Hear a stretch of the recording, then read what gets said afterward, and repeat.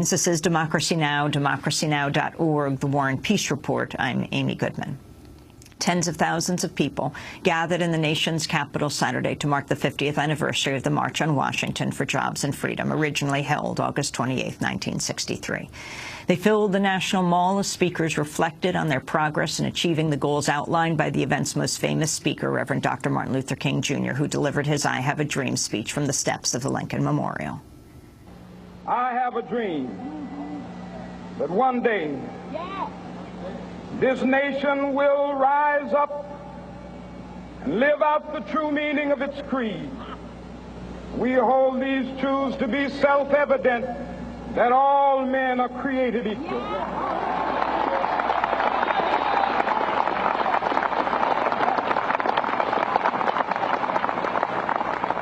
I have a dream that one day on the red hills of Georgia, the sons of former slaves and the sons of former slave owners will be able to sit down together at the table of brotherhood.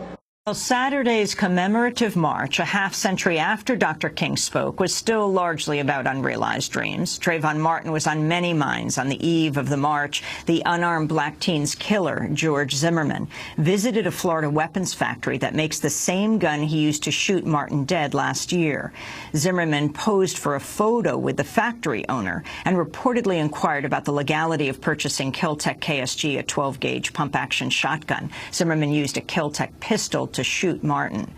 Zimmerman was acquitted for Trayvon's death last month. In a statement, a spokesperson for Zimmerman's lawyer, Mark O'Mara, said, quote, "We certainly would not have advised him to go to the factory that made the gun that he used to shoot Trayvon Martin through the heart," unquote.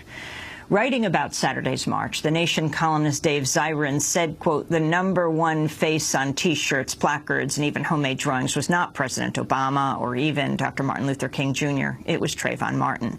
Zirin also said he saw D.C. Park Police seize hundreds of posters that read, "Stop Mass Incarceration, Stop the New Jim Crow," from activists who were distributing them for free. Well, today we spend the hour featuring voices from Saturday's march, beginning with some of the veteran civil rights leaders who spoke. Reverend Jesse Jackson, Julian Bond, the former chair of the board of the NAACP and one of the founders of the Student Nonviolent Coordinating Committee and a state legislator in Georgia for more than 2 decades. But first, this is 13-term Georgia Congressmember John Lewis, the only surviving speaker from the 1963 March on Washington. 50 years ago, I stood right here in this spot, 23 years old, had all of my hair and a few pounds lighter. So I come back here again to say that those days, for the most part, are gone. But we have another fight. We must stand up and fight the good fight as we march today. For there are forces, there are people who want to take us back. We cannot go back. We come too far. We want to go forward.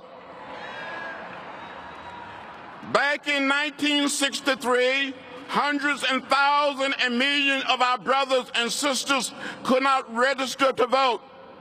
When I stood here 50 years ago, I said, "One man, one vote is the African cry. It is ours too. It must be ours." I also said, some people tell us to wait, tell us to be patient.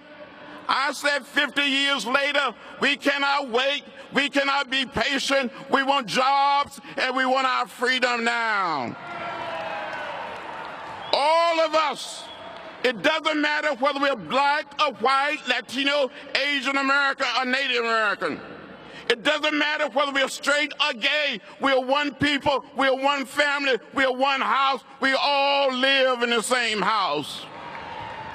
So I said to you, my brothers and sisters, we cannot give up. We cannot give out. We cannot give in. We must get out there and push and pull. Now, a few short years ago, almost 48 years ago, almost 50 years ago, I gave a little blood on that bridge in Selma, Alabama for the right to vote. I am not going to stand by and let the Supreme Court take the right to vote away from us. Another civil rights icon, president, founder of Rainbow Push Coalition, the Reverend Jesse L. Jackson, Sr.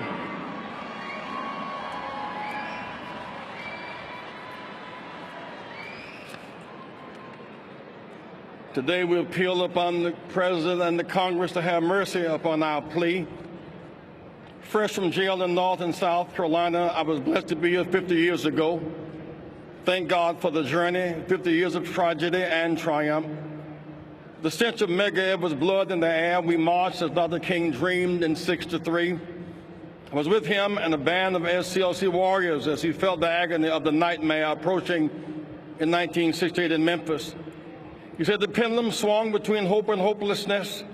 He celebrated the joy of our progress, the freedom from barbarism and the right to vote. He would celebrate the joy of our political progress, the return of President Aristide to Haiti, the freedom of Nelson Mandela in South Africa, and the election of President Barack Obama, the crown jewel of our work. He would have felt acutely the pain of stagnation, retrogression, unnecessary wars, drones, and the neglect of the poor. For there is too much poverty and hate and war. He was tormented by poverty, and using war and violence as remedies was unacceptable. His mission was to disturb the comfortable and comfort the disturbed, determined to remain permanently maladjusted so all of God's children have the meal for their bodies and education for their minds and health for their infirmities. The day he would be disturbed, banks bailed out, homeowners locked out, insurance companies bailed out, Detroit and Birmingham bankrupted. We're still paying an awful price for the misadventure into Iraq. He said too much war, too few jobs, too little social uplift leads to moral and spiritual bankruptcy. When he was killed, his popular rating went down, but his values and standards went up. He said, reject me, if you will, those who want to embrace me, but I was speaking will be heard. And so keep dreaming of the constitutional right to vote. Stop the madness in North Carolina and Texas. Keep dreaming. Keep dreaming, revive the war on poverty. Keep dreaming. To go from stop and frisk to stop and employ, stop and educate, stop and house, stop and choose schools over jails. Keep dreaming. Keep dreaming student loan debt forgiveness as a stimulus. Keep dreaming. Revive the U.S. Civil Rights Commission with the conscience of our nation. Keep dreaming. Restore foreclosed housing. Keep dreaming. Comprehensive immigration reform that includes Africa, Haiti, and the Caribbean. Keep dreaming. 50 years later, we are free but not equal. Keep dreaming. Choose life over death. Futures over funerals, and more graduations and less funerals. And so keep the faith, and through it all, keep hope alive. Ladies and gentlemen, Julian Bond. I'm delighted to be here, just as I was delighted to be here 50 years ago. Then we could not have imagined we'd be here 50 years later with a black president and a black attorney general. But that's a measure of how far we have come. But still, we march.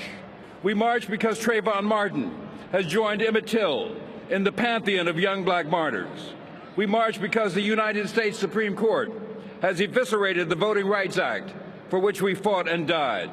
We march because every economic indicator shows gaping white-black disparities. We march for freedom from white supremacy. But still, we have work to do. None of it is easy, but we have never wished our way to freedom. Instead, we've always worked our way. Today, we have much more to work with, and we take heart that so much has changed. The changes that have come have everything to do with the work of the modern movement for civil rights. We must not forget that Dr. King stood before and with thousands, the people who made the mighty movement what it was.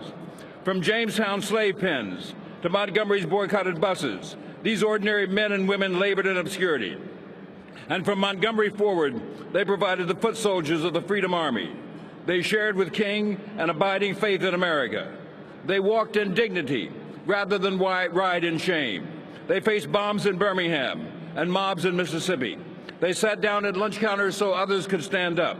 They marched and they organized. Remember, Dr. King didn't march from Selma to Montgomery by himself. He didn't speak to an empty field at the March on Washington. There were thousands marching with him and before him, and thousands more who did the dirty work that preceded the triumphal march. The successful strategies of the modern movement were litigation, organization, mobilization, and coalition. all aimed at creating a national constituency for civil rights. That was civil rights veteran Julian Bond. People booed when his mic was cut off in mid-sentence as organizers kept many speakers to a strict 2-minute limit. Before Bond, we heard from the Reverend Jesse Jackson, and before that, Georgia Congressmember John Lewis, the only surviving speaker from the 1963 March on Washington for Jobs and Freedom. When we come back, we'll hear more voices, including Dr. Martin Luther King Jr.'s son, Martin Luther King III. Stay with us.